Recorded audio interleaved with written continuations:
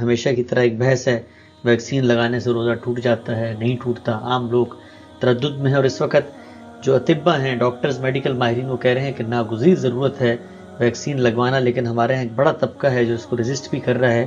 روزہ ٹوٹتا ہے نہیں ٹوٹتا، بتائیے۔ نہیں، روزے کا ویکسین سے کوئی تعلق نہیں ہے، آپ اطمینان کے ساتھ ویکسین لگوائیں، جو بھی آپ کو موقع ملتا ہے۔ اس وقت لوگوں کی جان کی حفاظت ہونی چاہیے، ایک بڑی آفت ہے، چاروں طرف سے ہمیں اطلاعات مل رہی ہیں، اور یہ کوئی اضطرار کا معاملہ بھی نہیں ہے۔ یعنی روزے کے معاملے میں یہ ضروری ہے کہ آپ منہ سے کوئی چیز لیتے ہیں یا آپ شہوت پوری کرتے ہیں، اس کے علاوہ باقی کسی چیز سے روزہ نہیں ٹوٹتا۔ تو اس لیے میرے نزدیک عام انجیکشن لگوانے سے بھی روزے کو کوئی فرق نہیں پڑتا، ویکسین لگوانے سے بھی کوئی فرق نہیں پڑتا۔ کوئی مثال ہے ہم سب ایسی کہ رسالت محمد صلی اللہ علیہ وسلم کے عہد میں کوئی آپ نے میڈیکل ٹریٹمنٹ یا ریزن کے تحت، کیونکہ عام طور پہ استدلال کیا جاتا ہے کہ دو ہی چیزیں ہیں، یا تو آپ اپنے آپ کو توانا کر رہے ہیں، انڈائریکٹلی حکمن کوئی چیز کھا رہے ہیں، کھانا پینا منع ہے تو آپ نے انجیکشن لگایا تو گویا یہ بھی اسی کے تحت آتا ہے، دوسرا خون نکلتا ہے۔ تو کوئی ایسی مثال ہے کہ جس میں خود رسالت محمد صلی اللہ علیہ وسلم نے روزے کے دوران کوئی اس طرح کا عمل کیا؟ دیکھیے، بات یہ ہے کہ اس وقت کوئی انجیکشن اور اس طرح کی چیزیں تو ایجاد نہیں ہوئی تھیں، لیکن آپ کو معلوم ہے کہ حجامہ، پچھنے لگوانا، اس طرح کی بہت سی چیزیں ہوتی رہی ہیں، کبھی بھی اس کو روزے کے منافی نہیں سمجھا گیا۔ اور اس طرح کی چیزوں میں ظاہر ہے کہ آپ قیاس کر رہے ہوتے ہیں، اور روزے کو وہیں تک محدود رہنا چاہیے، وہ عبادات کی نوعیت کی چیز ہے، یعنی کھانے پینے پر پابندی ہے اور شہوت پوری کرنے پر پابندی ہے، ہاں وہ کسی بھی طریقے سے ہو۔ تو ظاہر ہے کہ اللہ تعالیٰ نے جو پابندی لگائی ہے وہیں تک محدود رہی ہے، انجیکشن کا ان دونوں چیزوں سے کوئی تعلق نہیں ہے۔ ہاں البتہ یہ ہے کہ آدمی روزہ رکھ لیتا ہے اور اس کے بعد کہتا ہے کہ میں اب طاقت حاصل کر رہا ہوں، تو یہ اس کی روح کے خلاف۔ اگر ڈرپ لگوانی پڑ جائے روزہ نہیں ٹوٹتا۔ روزہ تب ٹوٹتا ہے جب منہ سے، ناک سے یا نیچے سے کوئی چیز معدے میں جائے۔ اگر رگ سے جا رہی ہے تو کوئی حرج نہیں، چاہے گلوکوز بھی لگوا دیں۔ ٹیکہ لگوانے سے بھی روزہ نہیں ٹوٹتا، چاہے وہ ٹیکہ گوشت میں لگائیں، انٹرمسکولر ہو یا انٹروین ہو یا رگ میں لگائیں، روزہ نہیں ٹوٹتا۔ جی بھائی۔ اچھا محترم، پوچھنا میں نے یہ تھا کہ خون نکلنے یا کسی کو بلڈ دینے سے جو ہے، جو لوگ دیتے ہیں فی سبیل اللہ جیسے بھی، اسے روزہ تو نہیں ٹوٹتا؟ نہیں، خون نکلنے سے روزہ کیوں ٹوٹے گا؟ وہ حضرت ابن عباس رضی اللہ تعالیٰ عنہ فرماتے تھے کہ روزہ تو ٹوٹتا ان چیزوں سے جو اندر جائیں، جو باہر آئیں ان سے کیا روزہ ٹوٹنا؟ خون نکل گیا بہت اچھا ہو گیا، اور جو آپ نے کسی کو دیا بلڈ، یہ تو ثواب بھی ہو گیا کہ کسی غریب کی جان بچائی۔ اچھا مولانا کی بات یہ تھی کہ جنازہ جب ہوتا ہے تو اچھا روزے میں کوئی اس کا حرج نہیں۔ آپ رکیے ذرا مولانا سے، یہ ایک بات تو ہم نے پوچھ لی کہ بلڈ ڈونیٹ کرنے والے بندے کا تو روزہ برقرار رہے گا، لیکن جس بندے کو مولانا یہ بلڈ لگایا جا رہا ہے تو اس کے متعلق آپ کیا فرماتے ہیں؟ اس کا بھی ٹھیک ہی ہے، کوئی بات نہیں، وہ تو آپ نے جو پہلی بات بتائی ہے کہ ایک چیز اندر اگر جائے گی تو شاید اس سے روزے کا کچھ نقص ہو، تو یہاں پھر ہم پوچھیں گے کہ بھی روزہ جو منافذ اصلی ہے نا، قدرت نے راستے بتائے، منہ ہے، ناک کے ذریعے بھی منہ میں چلا جاتا ہے، ان سے جو چیز اندر جاتی ہے نا، معدے میں چلی جائے، ان سے روزہ ٹوٹتا۔ یہ انجیکشن وغیرہ یا مجھے بیڈ کارڈ ہے، سام مجھے بچھو ڈس دے، نہیں، بے شک وہ زہر سارے بدن میں سرات کر دے، اس لیے کلمۃ القوم پہلے انجیکشن پہ 100، یہ رسالہ جو علماء نے۔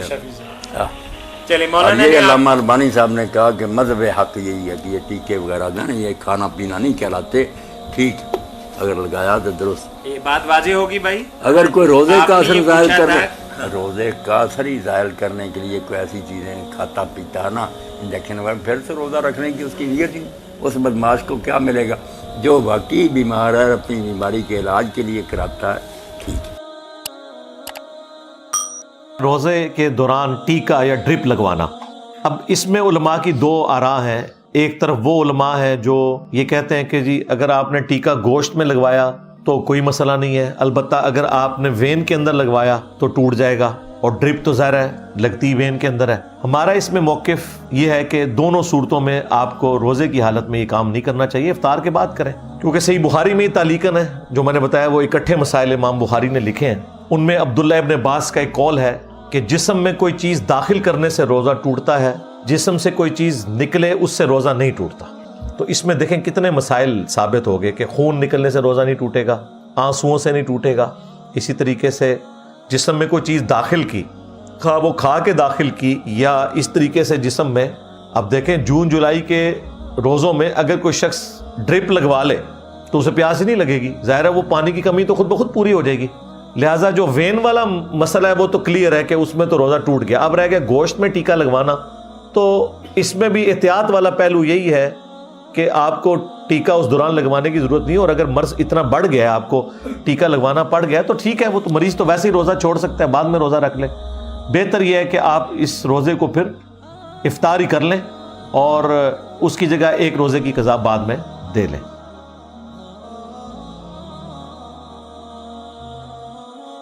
روزے میں انجیکشن یا ڈرپ لگوانا، کیا روزے کی حالت میں انجیکشن یا ڈرپ لگوا سکتے ہیں وغیرہ وغیرہ وغیرہ بھی لکھا ہے انہوں نے. اس کا کیا حکم ہے؟ دیکھیں، روزہ ٹوٹتا ہے کھانے پینے سے یا مقعد کے راستے کوئی چیز باڈی میں داخل کی جائے، یعنی قضاء حاجت کے راستے سے، جیسے کوئی دوا وغیرہ داخل کی جاتی ہے. اس کے علاوہ مسام کے ذریعے، اسکن کے ذریعے اگر آپ کی باڈی میں کچھ جائے گا یا نسوں کے ذریعے، تو اس سے روزہ نہیں ٹوٹتا.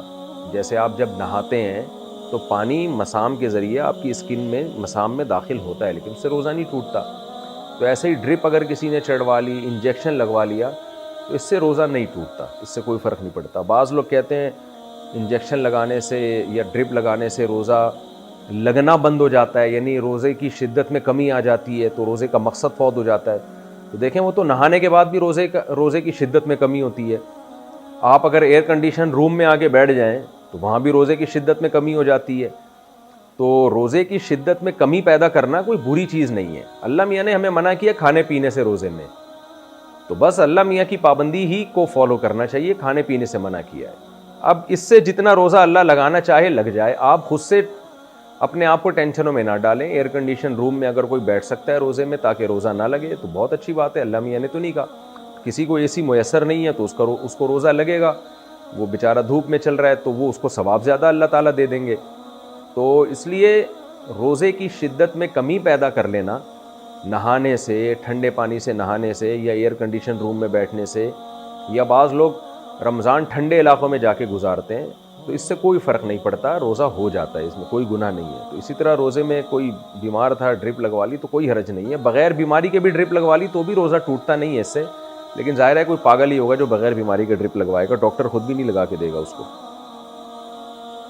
روزے میں بد نظری کرنا، کیا روزے کی حالت میں جان بوجھ کر بد نظری کرنے سے روزہ ٹوٹ جائے گا؟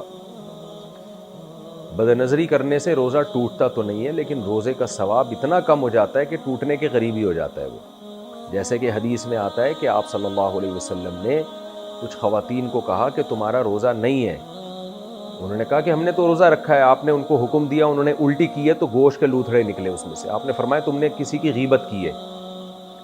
تو حالانکہ علماء کا اجماع ہے کہ غیبت کرنے سے بھی روزہ نہیں ٹوٹتا، لیکن یہ کہ کیونکہ گناہ ہے نا، روزے میں اگر آپ غیبت کریں یہ گناہ ہے، تو گناہ کرنے سے روزے کا ثواب ایسے کم ہوتا ہے گویا وہ ٹوٹ گیا. تو نبی صلی اللہ علیہ وسلم کے معجزے کے طور پر اللہ نے دکھا دیا کہ بھئی دیکھو یہ تو ٹوٹ گیا، تم نے تو گوشت کھایا مردہ بھائی کا. تو بد نظری کرنا، بے حیائی کرنا، روزہ فلم دیکھ کے روزے گزارنا، یہ سب چیزیں روزے کے ثواب کو کم کر دیتی ہیں. البتہ روزے کا رکن بہرحال ادا ہو جاتا ہے. رمضان کا جو روزہ تھا اگر نہ رکھتے تو اس کا جو گناہ تھا وہ تو بہت زیادہ تھا. پھر اس لیے روزے میں گناہوں سے بچنا چاہیے. حدیث میں آتا ہے روزہ ڈھال ہے، انسان کو برائیوں سے روک لیتا ہے. اور آپ صلی اللہ علیہ وسلم نے یہ بھی فرمایا کہ رب صائم لیس لہم فی الصیام الا الجوع ورب قائم لیس لہم فی القیام الا السحر او کما قال صلی اللہ علیہ وسلم. پورے الفاظ حدیث کے عربی میں مجھے یاد نہیں ہے. نبی صلی اللہ علیہ وسلم نے فرمایا مفہوم یہ ہے کہ بہت سے روزے دار ایسے ہیں جن کو روزے میں بھوک کے علاوہ کچھ بھی حاصل نہیں ہوتا، اور بہت سے راتوں کو جاگنے والے ایسے ہیں جن کو تہجد میں سوائے نیند خراب کرنے کے کچھ بھی حاصل نہیں ہوتا. تو مطلب یہ کہ یہ وہ لوگ ہیں جو روزہ رکھ کے بھی گناہ نہیں چھوڑتے، تہجد پڑھ کے بھی گناہ نہیں چھوڑتے. تو یہاں بھی علماء نے حدیث کا مفہوم بیان کیا ہے کہ ان کو تہجد کی برکتیں حاصل نہیں ہوتی، روزے کی برکتیں حاصل نہیں ہوتی. بہرحال روزہ بہرحال ہو جائے گا، رکن ادا ہو جائے گا، لیکن روزے میں ثواب میں بہت کمی ہوگی.